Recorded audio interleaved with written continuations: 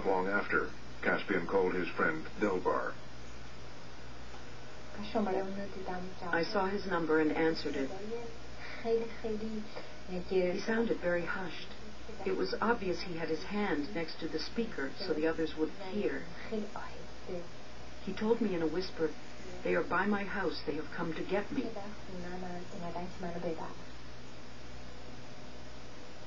Caspian was taken to Evin prison, although the authorities didn't confirm his arrest for 6 weeks. I have not heard what precisely they have stated as the reason for his arrest. But from what I have read myself in the news, they are accusing him of somehow being involved in the murder. And this is just not the case. The regime tried to repair the damage done to its reputation and contain the sympathy for Neda and the protesters.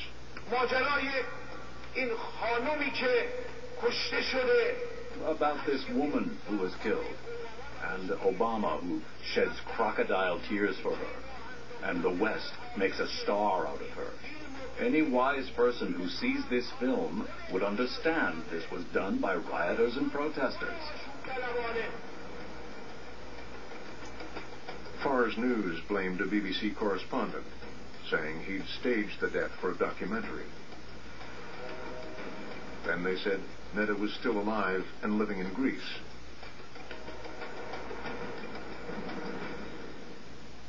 In this report, we are trying to study Neda Agha Soltan's death from a different angle. In this state television documentary, witnesses were identified and marched back to the scene of the murder. Here, Neda's music teacher was made to conform his story to the official version.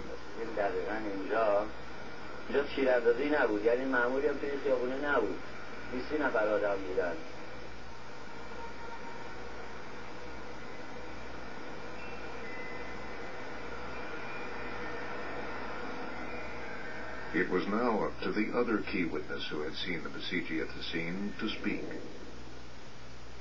Every life a moment comes that the integrity of some person would be tested.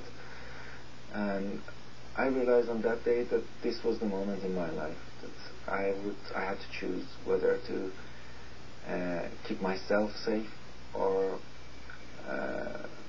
prove my integrity. Pictures of the death of Neda Soltan have appalled people around the world. The man who tried to save her has been talking about what happened. Dr. Hijazi flew to the UK and went public. Her blood was draining out of her body, and I was just putting pressure on the wounds to try to stop the bleeding. He remains the key eyewitness on the record, for which he's paid a high price. I cannot go back to Iran. I know I had received threats here, even here, anonymous threats, which concern me a little bit about my personal security and safety. And that's just because I talked. I never knew. I worked in literature all my life, and I always talked about and preached about the power of words. But I never realized how powerful words can be. Since the summer, Iran's authorities have restored an appearance of normality with the strictest controls. Through the fall, they televised show trials where reformist supporters were made to recant. من و افرادی که مثل من که به جناب عالی رأی داده بودیم با این اعتمادی به شما داشتیم به خیابان‌ها ریختیم. نظم و امنیت عمومی رو مختل کردیم. باعث رنجش خاطر رهبر عزیزمون شدیم.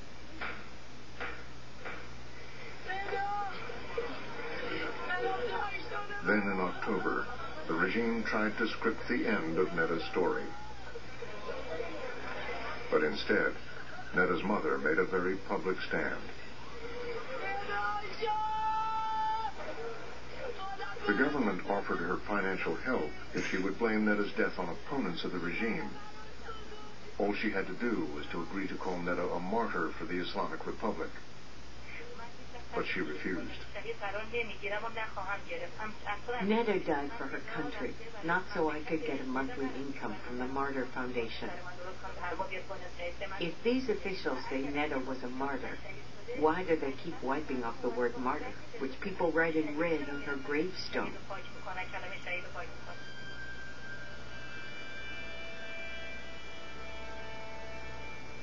Like others in this film, Dilbar Tabakuli now lives in exile.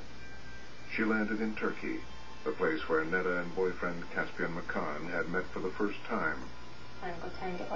That was where they had gotten emotionally involved. But less than a year on, with all the dreams they'd had, one of them is dead, another is in prison, and I'm here for my part in trying to get the real story out. Neda loved traveling, and she traveled a lot, as much as she could anyway. But most of all, she loved Turkey. She loved Istanbul, and she wanted to leave there at some point. Neda always said she would leave Iran if she had only one day left of her life. Caspian was kept in Evin prison for 65 days, then put under house arrest through the fall, until just recently, when he escaped and fled over the Turkish border. He spoke to us from hiding.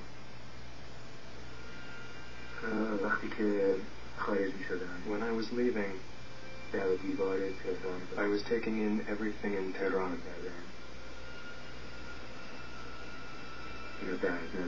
It was full of people who were so weighed down. It was hard to leave the place where I have lived all my life. I am 38 years old. I love Iran. I always would love Iran. It was worse because I was about to leave Neda's resting place.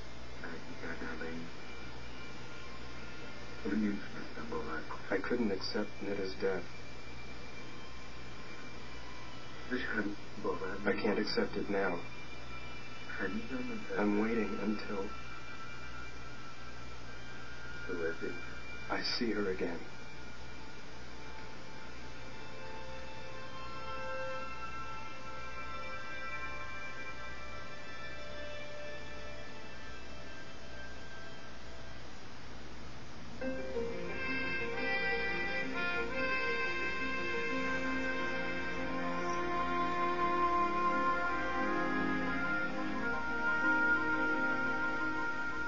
And now, a Frontline World Special Report.